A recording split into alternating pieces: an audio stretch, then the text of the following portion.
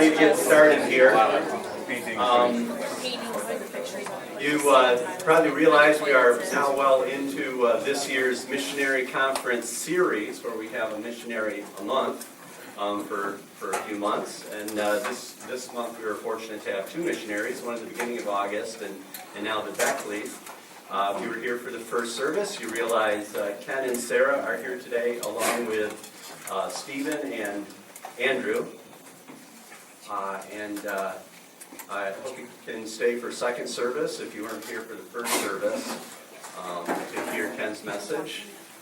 The Beckleys are on a short furlough this year. When do you go back? October. So, and probably most of you realize, but if not, they are actually living in Avoca. So you may see them around from time to time, but they are busy on this short furlough, so you may not. And if you're not aware, if you just walked in, we have food and beverages down here at this end of the room, so feel free to get up and help yourself at any point. And I do also want to remind you, if you didn't realize, we are taking a love offering for the Beckleys, so you can put your monies, mark it in an envelope, and put it in one of the two boxes upstairs in the sanctuary. So I think that about covers it. So Ken, you want to come up and share? Okay, thank you. And again, it's really great to be here. And I meant to mention it at the beginning of the message this morning too, but we do appreciate all that this church has done to facilitate our furlough. This time again, we are just down the street a few houses, and we just appreciate there's so many people that did a lot to get that place ready for us and provide us with food and a lot of other things that we just appreciate. Just a lot of different ways that this church has helped, and we really feel bad that this is the first time we've actually been here on a Sunday. After we've been here for almost 3 months, but it's because we're in all the other churches every other Sunday. So it's really great to be here with you folks. And I'm going to ask Sarah to join me, and we'd like to share with you what God has been doing in Benin. But we want to start out with a quick geographical overview for those of you who may have forgotten or maybe are new and don't know our background and our history. But we have actually worked in 3 different countries in West Africa. And actually, Sarah began working over here in Kenya, which I probably should have put on the map, but she was working in Kenya as a single missionary, and I was working in Mali, right there. But we've been in West Africa since God brought us together. And just to, 23 years. We just celebrated 23 years last week. So, but we were in Mali, which is over here, and right there where that red dot is, for about 12 years. We were working there in northern Mali, primarily involved in Bible translation in the Songhai language. But then in 2010, because of Muslim terrorists starting to do a lot of crazy stuff in that part of the world, in that country, we were not able to return to the work that we had there. So for 1 year, we worked over in Niger, in the capital city, which is Niamey. And while we were there, we just helped with a lot of different aspects of the mission and ministries there in that area. We were there for a year, kind of hoping things would calm down in Mali and we could return, but things just continued to get worse. So during that year, we went down to Benin, the northern part there, and visited the missionaries, the Ovenels who were working there, and decided that work there was going to be a very good fit for our family and for our ministries. So since 2011, for 6 years now, we have been working in northern Benin. But we continue to have contact with the other countries. Niger and the capital city, Niamey, there is where the boarding school is that our boys are going to. Our 2 older sons, Mark and Andrew, have both graduated from that boarding school. And Benjamin is actually right now back in Africa, in Niamey, at the boarding school there. They started their school year a couple weeks ago, so we found another family who was returning at the same time, and he was able to fly with them back to Niamey so that he could be there for the beginning of the school year and not miss out on that. And we'll be returning in October and showing up just in time for the first break that they have in the fall. So we'll be there during this first break. So we still have a lot of contact in Niamey, travel up there on a regular basis. That's where our mission headquarters is for West Africa. So we have a lot of, it's also the closest airport, so anytime we fly in or out or we're meeting other people coming out, that's where we go to. I also, on a regular basis, two times a year, have been flying over to Mali and down in Bamako in the capital city, going over there to maintain contact with our translation committee there.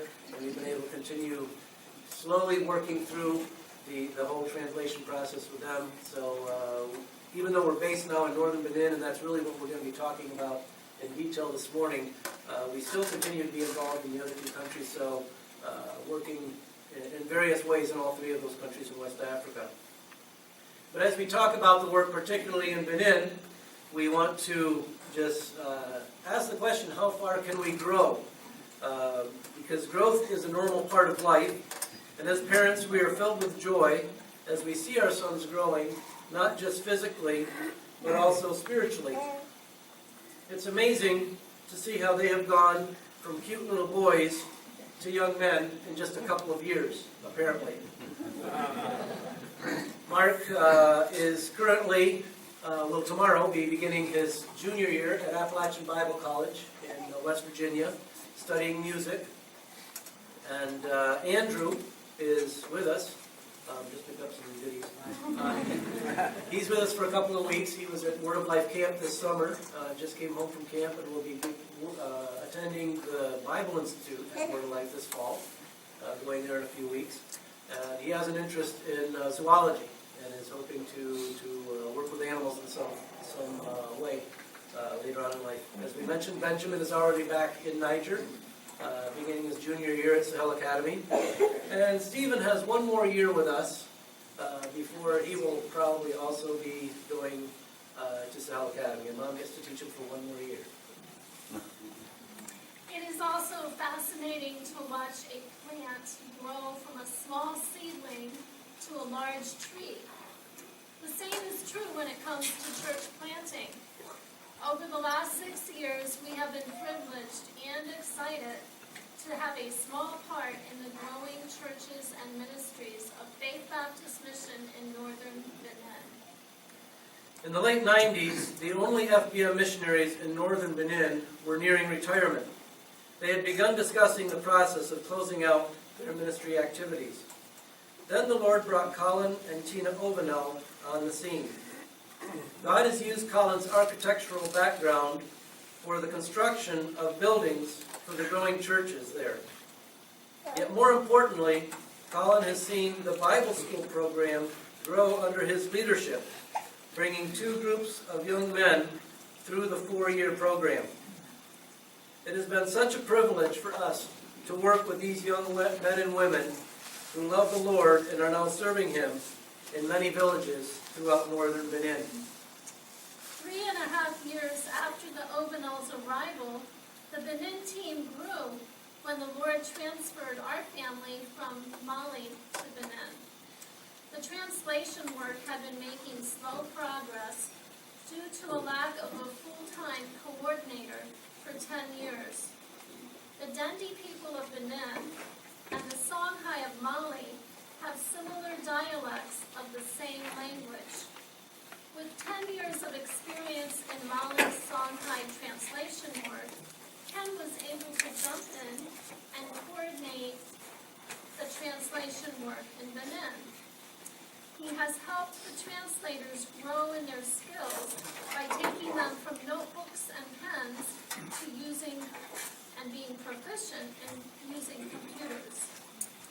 We have completed almost half of the Old Testament in Dendi and are currently working on revising the New Testament in order to do an audio recording for people to listen to on their cell phones and other devices. We also praise the Lord for the completion of the Songhai New Testament in Mali, which we began back in 2000. The translation team recorded the audio version of the New Testament back in May, and the text is now being prepared for printing. We are hoping for a dedication of the Songhai New Testament in Mali before the end of this year. The Benin team grew some more in January when Joe and Amy Marshall and their 4 boys arrived. The boys are just a little bit younger than Stephen, their oldest. Joe has had much training and experience in animal husbandry. His goal is to develop a working farm while teaching the local people how to take better care of their animals and crops, resulting in better production.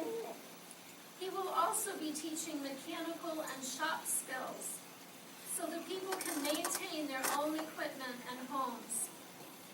The Marshals' primary desire, however, is to use these methods to build relationships with the people and bring them to Jesus, the cattle-herding Fulani people. The Fulani are one of the largest unreached groups, mainly because of their nomadic ways and their Muslim fanaticism. Steve and Katrina Boutros arrived in Benin in early June, increasing the growth of our team even more. They are a medical doctor and nurse from the U.S. who spent their vacations working with medical evangelistic teams in several countries while praying about serving full-time in a place where they could use medicine to share the gospel. During their first visit to Benin 3 years ago, Dr. Steve and Katrina saw the great spiritual and medical needs and realized the Lord was calling them to help the church in Boifo to start an evangelistic medical clinic. This clinic provides every patient the opportunity to hear the gospel while giving greatly needed medical care. Their goal is to train the Dendi believers to work independently so that this can be an indigenous ministry of the local church. They also hope to carry the gospel into other villages through mobile clinics with the goal of seeing new churches planted in places where there is currently no gospel witness. It has been exciting to see how the team in Benin has grown from 1 to 4 families in just a few years. During the same time, we have also seen growth in the churches as 20 men have finished the Bible school program and 8 young people with various medical skills are now working at our clinic. There are 4 healthy churches in northern Benin represented by the Greenwords, and they are actively involved in 7 other towns to plant and grow more churches. God is growing His church, and what a joy it is for us to have a small part in that. He brings people together who are so different from one another in abilities and skills, yet they share a love for God and a desire to serve Him. God then uses willing hearts to form a team, whether in Benin or here in the United States, to bring others to Him and to grow His church. But there is still much more to do. Many have not yet heard the good news of Jesus Christ. What are you doing to bring others to Christ? Might God be calling you to go farther? Can you see yourself joining our team? We ask, would you please pray for our personnel needs in Benin? We need church planters, those who can mentor and encourage our Bible school graduates who are evangelizing in many small villages, as we have been doing every Sunday in the villages of Tolozugu and Kantoro. The medical clinic would like to add a maternity, a surgery ward, eye care, and other devices as personnel permits. Can you pray that God would provide for these needs? The translation ministry could grow and progress faster with more people to help with Bible translation and producing literacy materials. Colin would like to build a sound studio to produce gospel materials for smartphones as well as for public film showings. We need someone who can use the studio to train our Dundee believers to produce audiovisual media.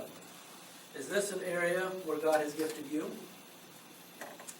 Thank you for praying that God will meet these needs.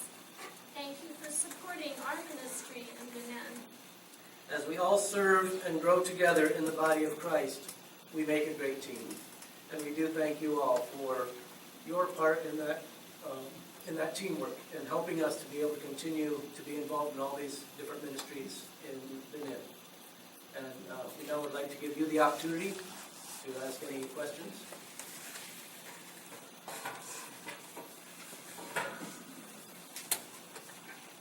So are you going back to Mali at some point, or are you staying where you're at? We don't really anticipate returning to Mali permanently. First of all, it's just been a real joy for us to see how, even when all of the missionaries had to leave, the churches there have continued their ministries and doing everything that needs to be done. And they are functioning, they are ministering, they're doing all of their work and their ministries in a fantastic way without missionaries. So we really don't see that we need to go back for that reason. And secondly, it is still very unsafe in the northern part of Mali, and even in the south, even in Bamako, where I have made trips, and we still have a few missionaries in Bamako, there's still been several attacks and other things that have happened in that region. So just because of security issues, we really don't see ourselves going back to Mali at this point. We do, as I said, we do continue to make occasional trips there to help with the translation work, but don't see ever relocating back there. We're pretty much Benin's where we're at now. How many churches have you guys planted? We personally have not planted any churches, but one of the exciting things about the work that we have been able to do in West Africa, both Mali as well as Benin, is the fact that wherever we have been working, we have had an African pastor that we have been working alongside of. So I have been kind of like the second man and kind of working and helping an African man who is actually doing the church planting, which is really the way it needs to be. And so we just praise God that He has raised up these African men who are trained in our Bible schools and able to do the ministry. We've been able to work alongside them. We have in 4 different churches, one in Mali and 3 different ones in Benin, I guess the 2 that we're working in now are still in the process of being planted. The one that we were involved in Benin in earlier years, it's kind of in between getting planted and being a full functioning church. It's not quite there yet, but it is totally indigenous. It's all just national people that are doing the work there. There aren't any missionaries involved in that. So in that sense, it's kind of an independent work and not still in the process of being planted. So at this point, we're involved in planting 2. Can anybody tell me the names of the 2 towns? I mentioned them. No. No. Tono-Zulu, very good. That was one of them. And Kantoro. We said it kind of fast. But yeah, we go to those 2 villages every Sunday and hold services there. Yeah. Do they have a Bible school right in your area to teach the nationals? Yes. The property where we're living is actually a pretty good-sized property that was donated to the mission back in the 70s when missionaries first started working there. And we have 3 missionary residences on half of the property, and then the other half belongs to the national churches, and the Bible school is located there. They've got a chapel building, several dormitories, classroom, cafeteria, different buildings there. Yes, we have the Bible school. I need to explain is not like we're used to, where you first start school in August or September, and you have classes all the way up through May or June, because everybody in our culture in Benin, they have a field. It's an agricultural society. Everybody has fields, and by the time we get to April and May, the people are out working their fields, getting ready for the rains, and then once the rains start in June, they're very busy, and right up through harvest, which is usually in November, December. So most of the year they're involved in fields, and we wouldn't have any students for our school. So we do what we call a dry season Bible school, which is basically from January through March. And each week they teach one course in a module format, where they just come in 1 week. It'll just be like New Testament survey or theology or something else. Just 1 week, all day long, for several hours a day. They're just studying the one subject. And then on Friday afternoon, they have their final, the exam. So it's 1 week is one course, and so we do get through anywhere from 6 to 8 courses every year. So it's fairly close, comparable to a Bible school program here in the States, but we kind of cram it into a short period of time. But Colin Ovenall is the one in charge of that program. He's been running that very well for many years. Do you see any incursion of Islam into your area? Well, Islam is already there. The majority of the people that we're working with are Muslims, but I suspect you're talking more about the radical mentality. The government in Benin has been doing a pretty good job of keeping those kinds of people out of the limelight. They kind of keep their ear to the ground, and anytime they hear about a Muslim preacher somewhere that's starting to talk jihad and radical attitudes, they grab that guy and get him out of there, because they have seen what it has done to Nigeria, which is just to the east, and also in Mali, and they don't want that happening in their country. So at this point, we haven't seen, any major problems with radicalism politically, thankfully. What about Ebola? Huh? No, Ebola never got to Benin, unfortunately. It did touch a corner of Mali, but we were already in Benin at the time that Ebola was a big issue a few years back, but we've never had problems with it in Benin. Is the government open to you being there as missionaries, or do you have to go as teachers, as doctors? No, we can clearly indicate that we're missionaries. That's what I put on all the forms that we fill out. Because they recognize that, with all the different things that we mentioned that our missionaries are involved in, the mechanical, the agricultural, the medical, just all the different things that we're doing, literacy, they recognize that we're there doing a lot of good things for the people, especially as we're in the northern part of Benin where we're at is a very remote and undeveloped region of the country, and so they recognize that we're doing things to help the local people, and so they're very open, very welcoming of our presence. I probably should mention in that context that Islam is the primary religion in the northern part of the country, but the country is not Islamic. It's not run by a Muslim government. So they do have freedom of religion, and so we don't have to be there in hiding or anything like that. We can assume that there are other religions, like Jehovah's Witnesses and Mormons. Yeah, there are a few of those. They are much more prevalent in the southern part of the country. If you were to kind of cut Benin right in half, the southern part of the country is actually very Christianized, if I can put it that way. About 25% of the population, as I understand, is Christian. But that includes, of course, all things, including Catholicism. But the northern part where we're working is almost entirely Muslim, but there are a few other groups. We do have some Jehovah's Witness, but the biggest problem that we have in the north, in a Protestant context, would be the Pentecostals are very active in a lot of different areas, and that's one of the biggest competitions we have as far as Christian churches. The other religion that we have to deal with on a regular basis is voodoo. Benin is actually the birthplace of voodoo. You hear about it a lot down in Haiti, but all of the slaves that brought voodoo to Haiti came from Benin. And so Benin is actually where voodoo started, and they actually have a national voodoo holiday in Benin. And when we have a full moon, we hear their crazy carryings on all night long. It's a regular thing that we've never had to confront them directly. Fortunately, we thank God for that, but it is very much a reality of the culture and the people that we're working with. Is that the predominant belief system within Benin? No, Islam and Christianity statistically are still stronger, but even in their practice of Christianity and Islam, a lot of those animistic voodoo practices kind of seep in, and they kind of mix it up with a lot of what they do. So it's still there as a kind of an undercurrent of whatever it is you claim as your primary belief system. You say you go to 2 different churches on Sundays. Yes. How far are they from where you live? They're all actually fairly close.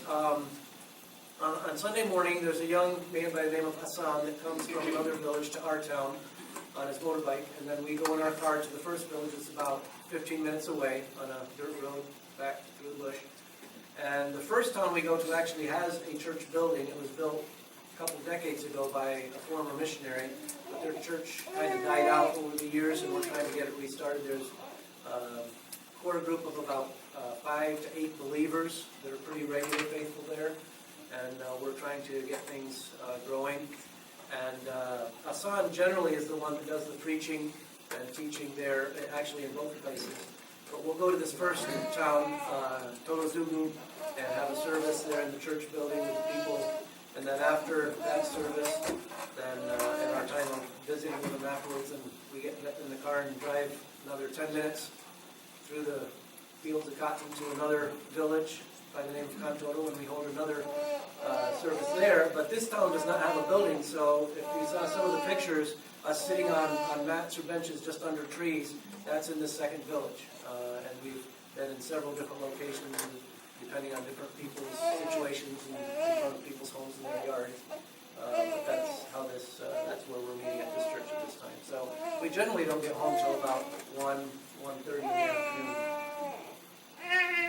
So, you said they're mostly farming, and I know you're translating the Bible into the language, and you want to have it on smartphones or devices. You find the literacy rate supports more listening to the Word of God than it does reading it? Yes, because the literacy rate is somewhere in the 30s or 40s. Actually, in all the countries in West Africa we've been working, it's a very, very low literacy rate.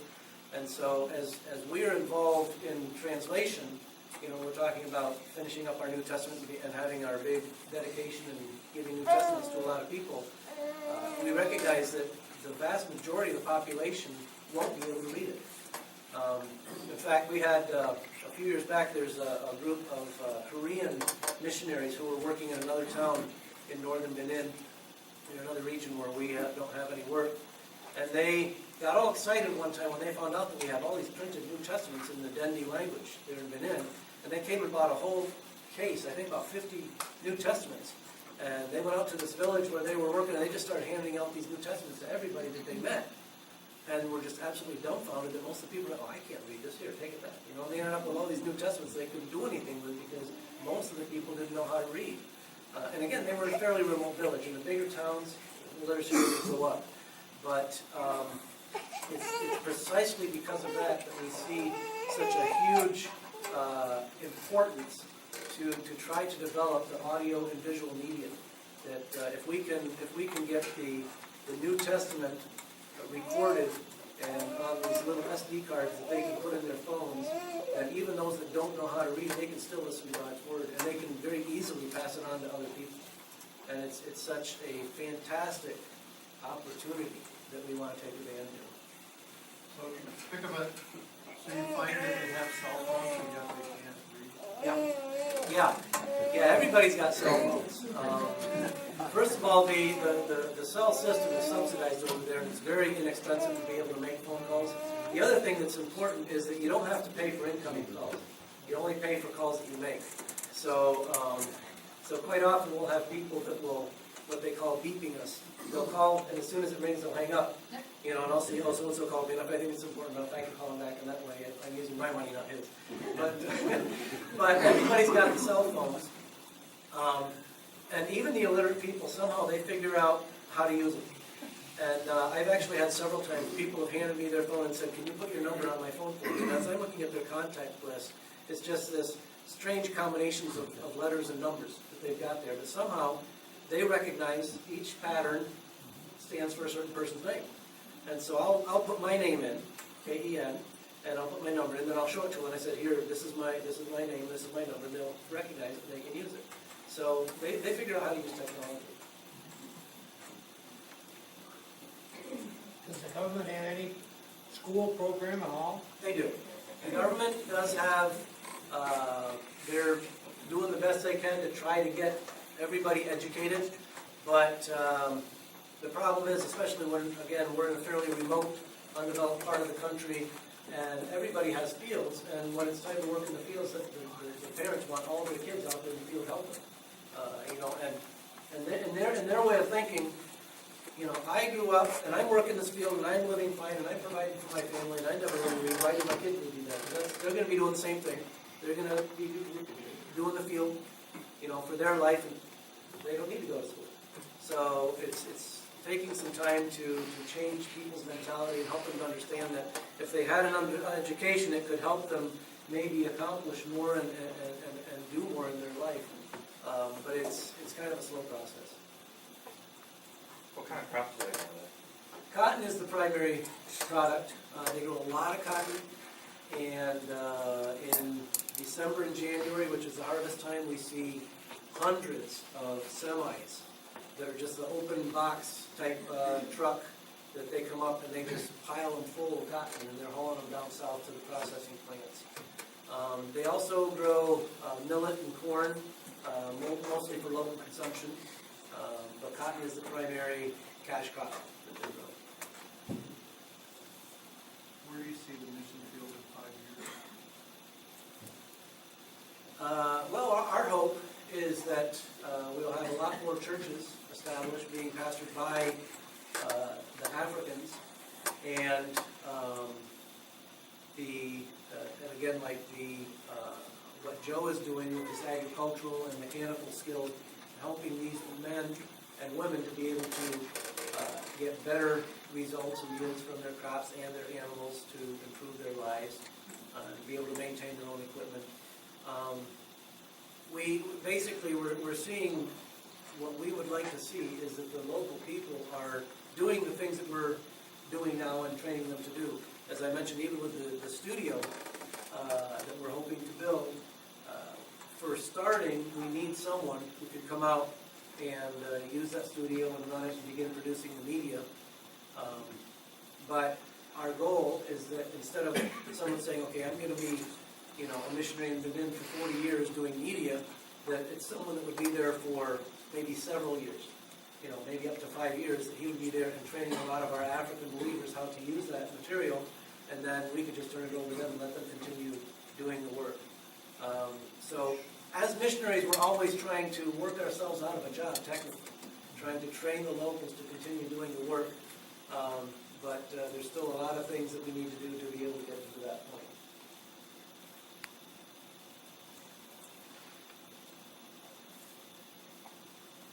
After you find a church and it is on its own, do you go back and meet them?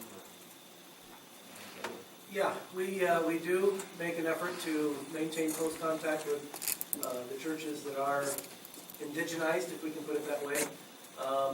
As I said, we have 4 churches now that are fairly stable and running on their own with national pastors and leadership.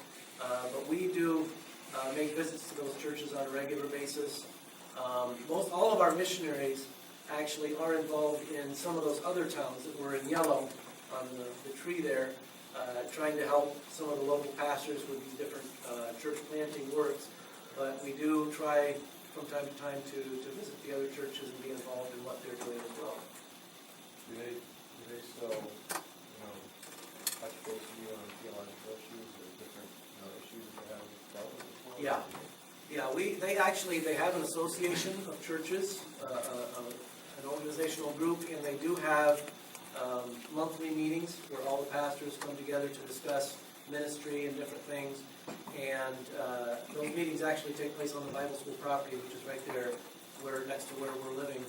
And Colin and I, at least, are always invited every month when they have these meetings to join them and to be involved in the discussions and stuff. So, and they are on a regular basis also sending, of course, their young people to our Bible school and all of that. So, and we do, Colin, as head of the Bible school, also tries to organize on a fairly regular basis, every couple of years or so, a Bible conference of some sort to bring all the churches in and try to help, deal with any of these sorts of things. So, we've got a real good relationship with them, and we try to maintain a real good contact and discussion with these things.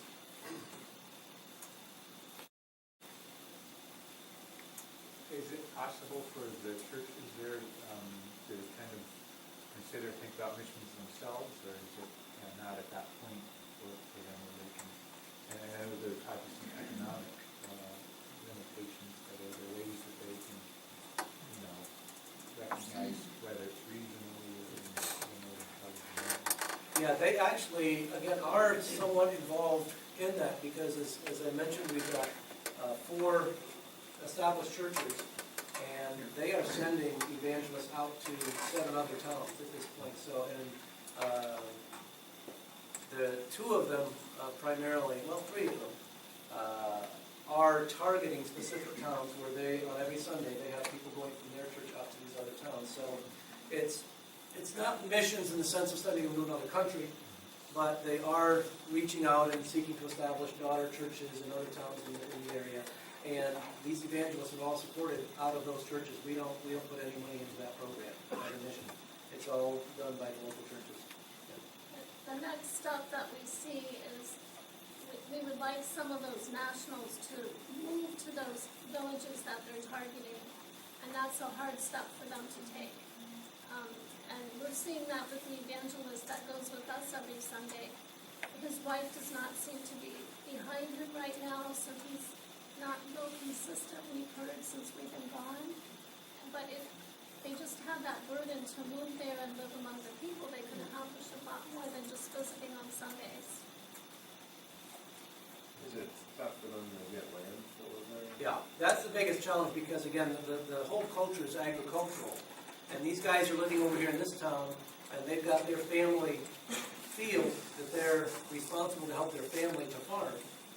And if they wanted to move over to this town where they're preaching every Sunday, and they want to live in that town, all the fields around that town are already claimed by the people living in that town. So unless someone is willing to give this family, this new family, part of their field, which would be the ideal, that the church, families, that they could kind of work together on that, but we haven't quite gotten to that idea yet. We're working on it.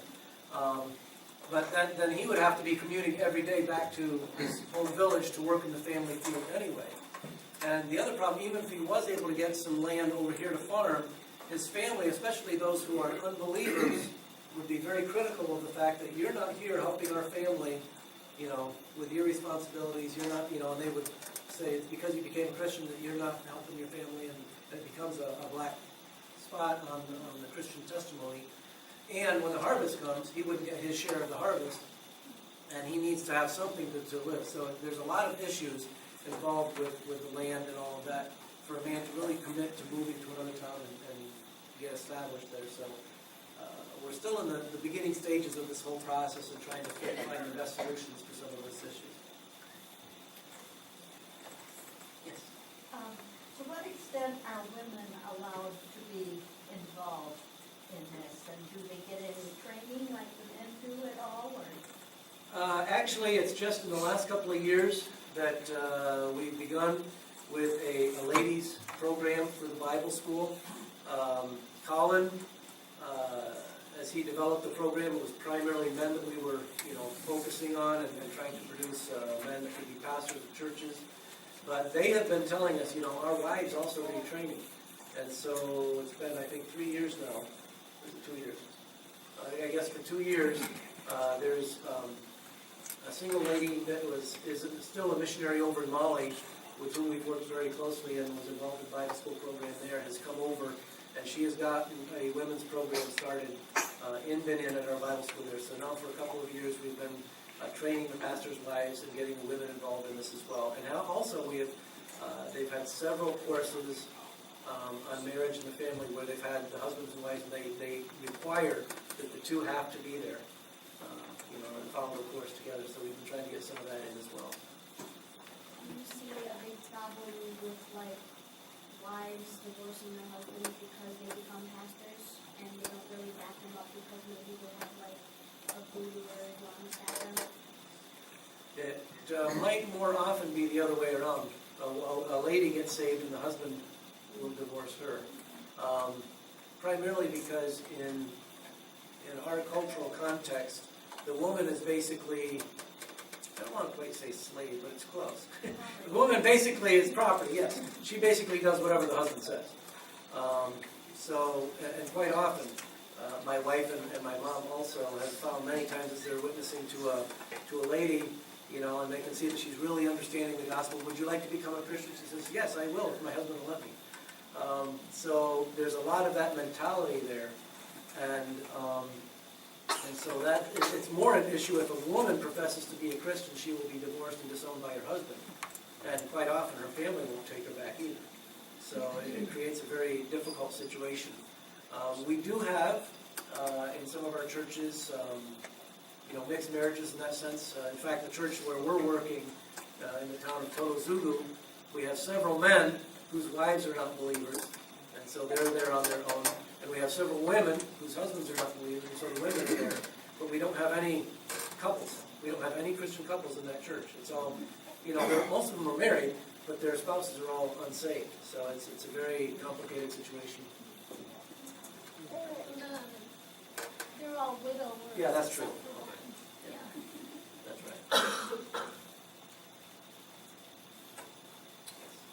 So, how do the kids get ministered to?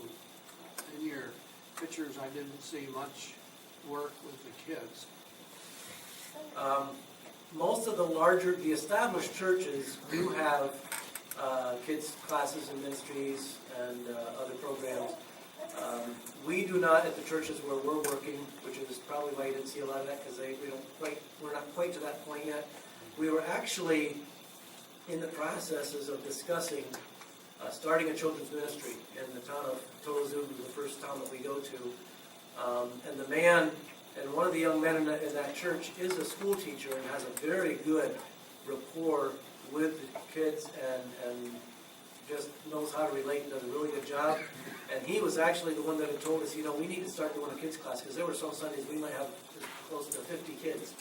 You know, we might have 8 adults and 50 kids in the church service, and it's kind of hard keeping them quiet and still and all that during the entire service. So, you know, he was seeing the need for a kids ministry, and it was shortly after he mentioned that he had a major argument with his wife. Some of you may remember a previous prayer letter that we sent out, and he actually beat his wife. She ended up in the hospital, and we're still in the process of working through the repercussions of all of that. So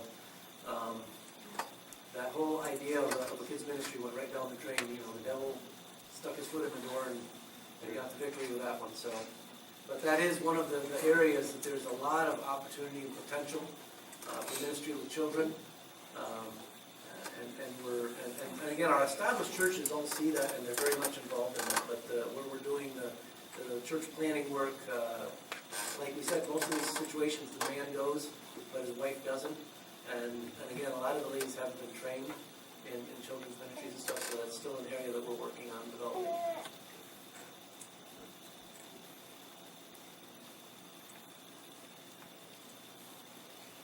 Is there anything special you would like us to pray for? Wow. You got another 50 minutes? No. Couple of things that pop into my head right off the top, and Sarah can add to it. First of all, our boys and their college education, and obviously the expenses that go with that has always been a challenge. We've got Mark through 2 years, and he's just finishing up paying for last year at this point as the summer is finishing up, and he's starting his new year. And now Andrew's going to be starting as well.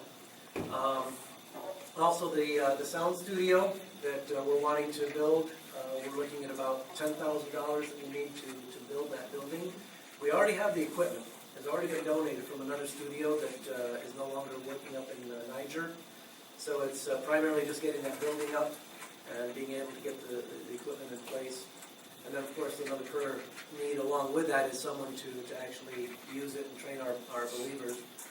And then the other would be that we do have still a slight need in regard to support. We still need about $300 of support to be able to get up to what we need to have to return to Benin. So we appreciate you folks praying about that need as well. Anything else? Yes. And of course, Eliasu, which is Elijah in English, this young man I was just talking about that wanted to do work with children, but beat his wife, and his wife is not a believer. So that did not help his testimony at all, and we're still trying to work through a lot of those issues. So just pray for Elijah. She seemed to be really close.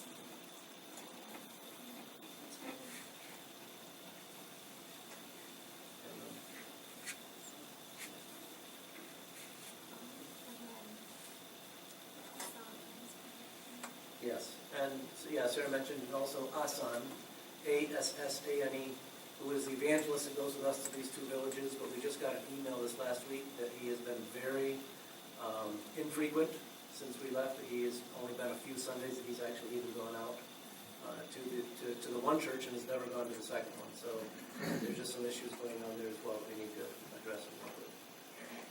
So again, thank you folks for your faithfulness to us, for your prayers. We